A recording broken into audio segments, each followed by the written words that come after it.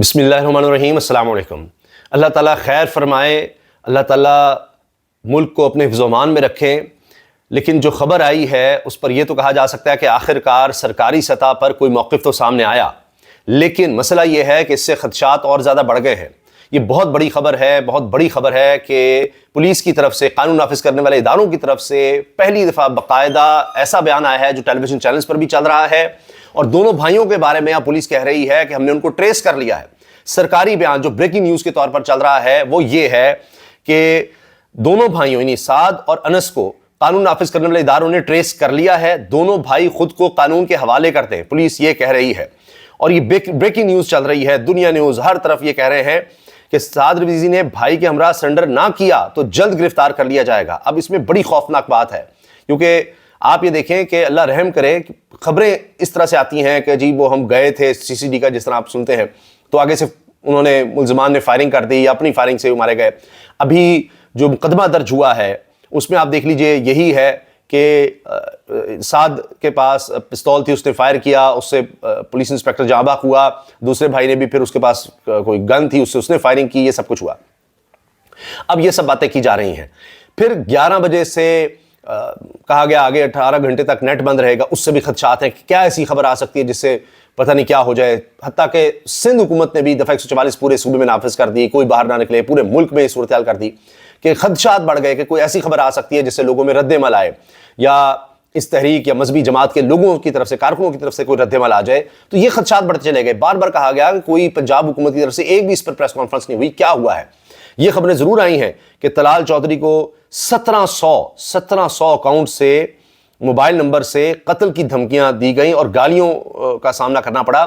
سر تن سے جدا کرنے کی دھمکیاں بھی ملی ہیں وزیر مملکت برائے داخلہ طلال چودھری کو. یہ خبریں تو آ رہی ہیں. اب پولیس کی طرف سے باقاعدہ یہ خبر آئی ہے کہ سعد اور انس کو قانون نافذ کرنے والے اداروں نے ٹریس کیا ہے, یہ خود کو قانون کے حوالے کر دیں. اور اس میں یہ نہیں بتایا جا رہا کہ وہ زخمی ہیں, کدھر ہیں, ٹریس کر لیا ہے تو اس کی بتانے کی کیا ضرورت تھی, آپ کو صرف اتنا کہنے کی کیا ضرورت تھی, آپ چلے جاتے اور گرفتار کر لیتے, جو بھی کارروائی تھی کرنی تھی, پہلے کیوں بتایا جا رہا ہے.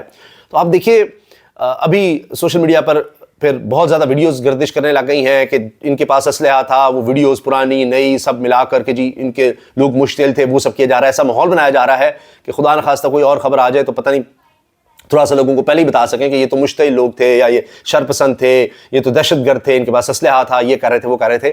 تو اس کا مقصد کیا ہے کہ یہ سب بتانے کا کہ جی ہم نے ٹریس کر لیا ہے تو خود گرفتاری دے دیں ورنہ گرفتار کیا جائے گا. کیا پھر کہا جائے گا جی پولیس ایکشن کیا اور اس کے بعد یہ ہو گیا وہ ہو گیا. تو اب سمجھ نہیں آ رہی کیا ہے, کیونکہ اس سے پہلے مستند صحافی یہ کہہ رہے تھے کہ ایک بھائی گرفتار ہے. وہ بھی میں آپ کو سنوا دیتا ہوں کہ کیا بات کی جا رہی تھی کہ ایک بھائی گرفتار ہے, دوسرا فرار ہو گیا ہے. یہ اعزاز سید صاحب ہیں, یہ کہتے ہیں حکومت کی طرف سے یہ بات کہی جا رہی ہے یا بتایا جا رہا ہے کہ اصل میں وہ سمجھے, یہ پولیس والے اتنے سادہ ہیں, ان کو سمجھ نہیں آئی کہ ایک بھائی کو تو پکڑ لیا, دوسرا بھائی اس لیے نکل گیا کہ لوگ ان کو لے جا رہے تھے, انہی کے لوگ لے جا رہے تھے, لیکن پولیس والے سمجھے کہ یہ ایجنسی کے لوگ ہیں جو اس کو لے جا رہے ہیں. تو یہ اب بات اعزاز سید صاحب نے کی ہے, ذرا سنیے. سینئر صحافی ہیں, انویسٹیگیٹو جرنلزم کرتے ہیں. یہ دیکھیں آپریشن میں اب سب سے بڑا سوال جو سعد رضوی کے بارے میں لوگ پوچھ رہے ہیں کہ سعد رضوی کدھر ہے, سب سے بڑا سوال یہ ہے. آپ سب سن کے ہنسیں گے, اس میں ہمارے پولیس والوں کی سادگی بھی کہہ لیں یا نیگلیجنس کہہ لیں یا جو بھی کہہ لیں, یا ایک وہ کہہ رہے ہیں کہ جی ہمارے پولیس والوں کا اس پر جو بھی آپ کہہ لیں, نیگلیجنس کہیں یا ان کی سادگی. کامیڈی ایک ایونٹ ہوا ہے, کامیڈی کہہ لیجیے کہ وہاں پہ فائر بھی ہوا ہے, اور فائر جو پولیس والوں کے پاس ہیوی آرم تھا, جو یہ جو ٹی ایل پی ہے ان کے بارے میں یہ ہمیں گورنمنٹ بتا رہی ہے کہ ان کے پاس اسمال آرمز تھے. تو وہ فائر لگا, تو فائر غالباً سعد رضوی کے بازو کے اوپر لگا, جو کہ ٹی ایل پی کے سربراہ ہیں. ان کے جو چھوٹے بھائی انس رضوی وہ بھی ان کے ساتھ تھے.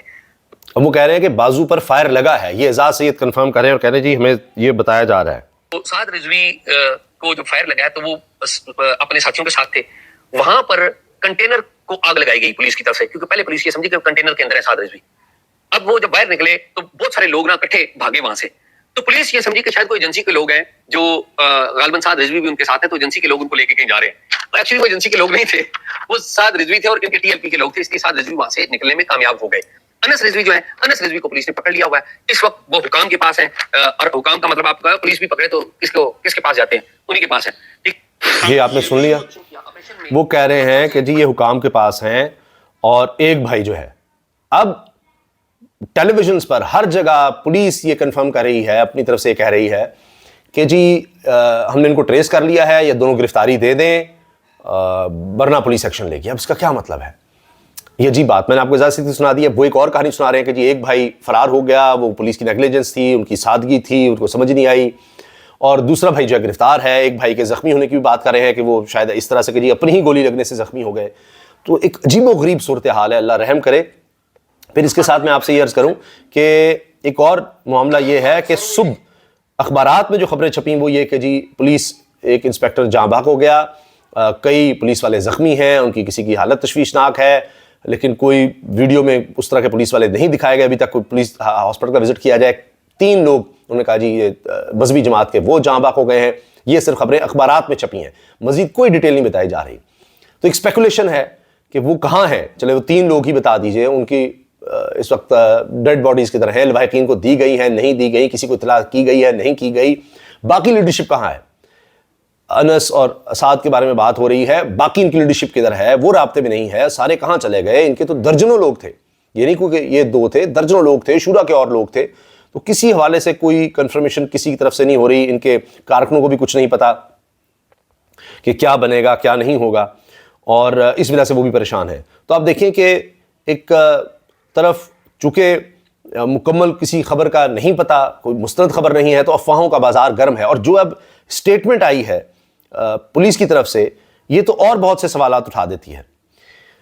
اب حالت یہ ہے کہ حامد میر سینئر صحافی کہتے ہیں جب پاکستان میں رونما ہونے والے واقعات کی کوریج پاکستانی میڈیا پر نہیں ہونے دی جائے گی، پاکستانیوں کو ان واقعات کی خبر بھارتی میڈیا اور چینل سے ملے گی، تو پاکستانی میڈیا کی ساکھ خراب ہوگی۔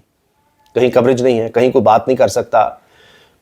جب بھی یہ لوگ نکلے آگے بڑھتے رہے کیا ہوتا رہا، اگر میڈیا وہاں پر ہوتا تو صاف صاف لوگوں کو نظر آ جاتا کہ انڈیپینڈنٹ میڈیا ہے، کیمرے میں ہر چیز محفوظ ہو جاتی، ان کے پاس اسلحہ تھا، یہ مذاکرات نہیں کرنا چاہ رہے تھے، ان کی ڈیمانڈز کیا تھیں، نیشنل ٹیلی ویژن پر ہوتی، اس کی ایک اتھینٹسٹی ہوتی کہ ہاں جی یہ ذمہ دار لوگ ہیں جو صحافی گئے ہیں، ہر ایک کے پاس ایک چیز ہے۔ حکومت نے کوئی سٹیٹمنٹ دی ہوتی، دیکھیں جی یہ ان کے مطالبات تھے، یہ بات کرنا چاہتے تھے جو ہمارے قابل قبول نہیں تھی، اس وجہ سے نہیں تھی۔ اب آپ یہ دیکھیں کہ جب رانا ثناء اللہ یہ کہہ دیں گے بعد میں کہ جی ان کی تو کوئی ڈیمانڈ ہی نہیں تھی، یہ تو صرف جا کر کسی ایک کسی ملک کے سفارت خانے میں جا کر یہ یادداشت پیش کرنا چاہتے تھے، تو ہم نہیں سمجھتے کہ ان کو ہم اس طرف جانے دیں یا جانے دیا جائے۔ تو یہ باتیں پہلے ہو رہی ہوتی ہیں تو اس کا کوئی حل نکال لیتے ہیں۔ وہ آخر تک کہہ رہے تھے، وہ کہتے جی ٹھیک ہے یہ یادداشت پیش کرنا چاہتے ہیں، ہم نے یہ ڈیسائیڈ کیا ان کو اسلام آباد کی حدود میں یہاں پر جگہ دے دی ہے، یادداشت کے لیے اتنے لوگ جا کر یادداشت پیش کر دیں گے، بس یہ 2-3 بندے جائیں گے وہ پیش کریں گے، بس اس سے آگے نہیں آ پائیں گے۔ یہی ایکشن اگر آپ نے لینا ہی تھا تاکہ حفظ ماتم قدم کے طور پر کہ آپ بعد میں آخر میں لے سکتے ہیں کہ دیکھیں انہوں نے غلط کیا، انہوں نے ہم سے خلاف ورزی کی، یہ اس سے آگے آ گئے، اس علاقے سے آگے آ گئے، تو وہ تو سکتا تھا، لیکن بہرحال۔ اب جی بریکنگ نیوز یہ بھی ہے کہ وزیر اعلیٰ نے جب استعفیٰ دے دیا تو مستعفی تصور ہوگا، گورنر کی منظوری لازمی نہیں، chief justice Peshawar high court نے یہ فیصلہ سنا دیا ہے۔ اور اب آپ یہ دیکھیے کیا عزت رہ گئی ہے گورنر کی، یہ جو سارا معاملہ انہوں نے کیا، اور اب کیا فائدہ؟ تو لہٰذا یہ تو اب معاملہ سارا لگتا ہے کہ ٹھپ ہو گیا ہے کہ وہ استعفیٰ منظور نہیں ہوا، فلاں نہیں ہوا، وہ ڈرامے بازی تو اب گئی، اس کا اب کوئی فائدہ نہیں ہوا۔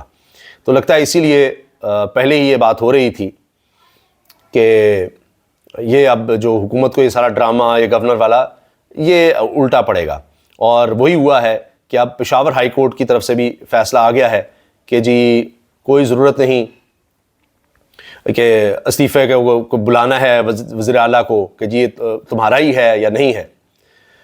اور شاہد خٹک کا بیان آ گیا، امن کے لیے وفاقی حکومت کے ساتھ بیٹھنے کو تیار ہیں، اور اب یہ ایک اچھی خبر ہے، وہ کہہ رہے ہیں امن کے لیے تو ہم آگے بڑھنے کے لیے تیار ہیں۔ تو جناب یہ اب خبر آ گئی ہے چونکہ پشاور ہائی کورٹ سے، تو لگتا ہے کہ یہ حکومت کو ایک عبرتناک شکست ہو گئی ہے، کیونکہ جے یو آئی کے وزیر اعلیٰ کے انتخاب کے خلاف درخواست پر سماعت بھی آج ہی پشاور ہائی کورٹ میں ہوگی، اس کا بھی دیکھتے ہیں کیا ہوتا ہے، اس کی بھی سماعت ہونے جا رہی ہے۔ لیکن ابھی تو یہ نظر آ رہا ہے کہ گورنر والا معاملہ تو اب نمٹ گیا ہے۔ گورنر نے کل 15 اکتوبر تک کہا تھا، لگتا ہے حلف کا معاملہ کل تک ہی جائے گا۔ یہ بھی بات کی جا رہی ہے کہ دیکھتے ہیں اس پر اب کیا چیز سامنے آتی ہیں، اور چونکہ یہ فیصلہ پشاور ہائی کورٹ نے محفوظ کیا تھا اور اس کے بعد اب یہ خبریں چل رہی ہیں کہ جی کہا جا رہا ہے پشاور ہائی کورٹ کی طرف سے کہ ضروری نہیں ہے کہ وہ استعفیٰ اگر آ گیا ہے تو وہ بس اس کی پھر منظوری کی والی بات جو ہے وہ اتنی نہیں ہے. تو بہرحال اب یہ چیز جس طرح سے بھی آگے بڑھے گی انشاءاللہ اس حوالے سے بھی آپ کو آگاہ رکھیں گے. اجازت دیجیے, اللہ حافظ.